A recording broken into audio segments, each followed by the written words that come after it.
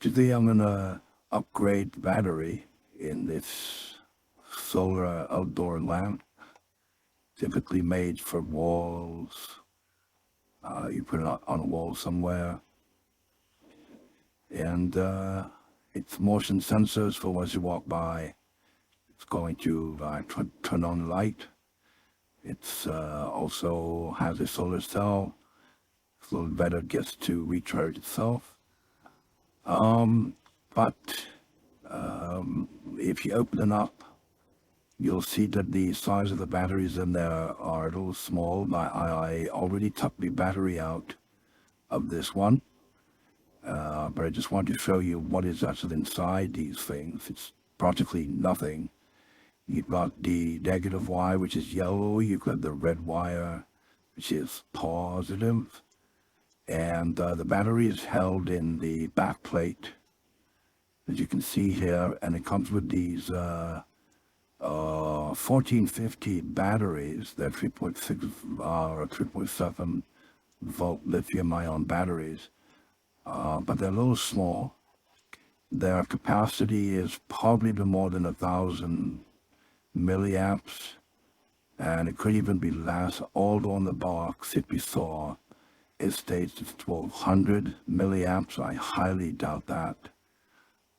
It's possible, but really I don't think they are. So what we need to do is to put a larger 1856 battery in there, which is the gray one. I'm going to pick it up here. And putting it side by side, you can see that the large gray one, which is the 1856, is much larger and it holds 3,200 milliamps. So it's easily 3 times the capacity of the little blue one, which is a generic Chinese made lithium-ion battery. I got these big gray ones from the Canadian company in Ontario. And I thought it was expensive, not the cheapest, but still, they do work well. So now these batteries are actually soldered, or I should say the wires are soldered onto the battery itself. And so how do I fit this battery in there if it doesn't fit in the back plate? Well, there's an actual 1856 battery holder on the inside. So I believe that this was originally made to house either ones. The smaller holder is on the back plate, the larger one is on the inside. You can't really see it there, but you can see how the gray battery stays in. And that's because there's little clips and a holder for it.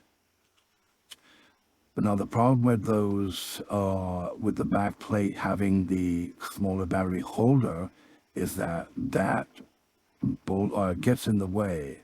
It hits the larger battery on the inside holder, as I'm going to show here.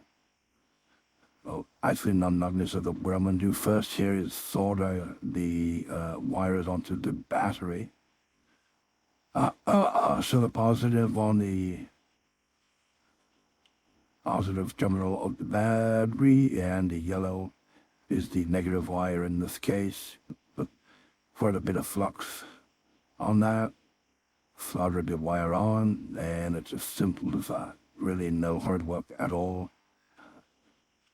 You put the battery in the holder, and now to be able to close the backplate, I need to remove the smaller battery holders on the backplate, meaning I need to cut them off. So off they go, using a little tool to just cut it off and sand it down. It's got to be perfectly flush. Otherwise, any kind of bump is going to hit the battery, and it simply will not allow it to shut flushly. So that's gone, and you can see the back plate now fits perfectly.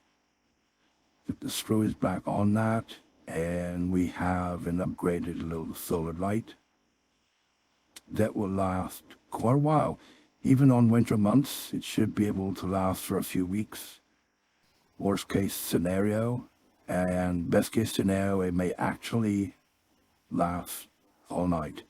What I like to do is I like to take some clear nail polish, and I like to seal the just the edges there where the little back flap goes, just to help to keep the water out. It's not a super big deal.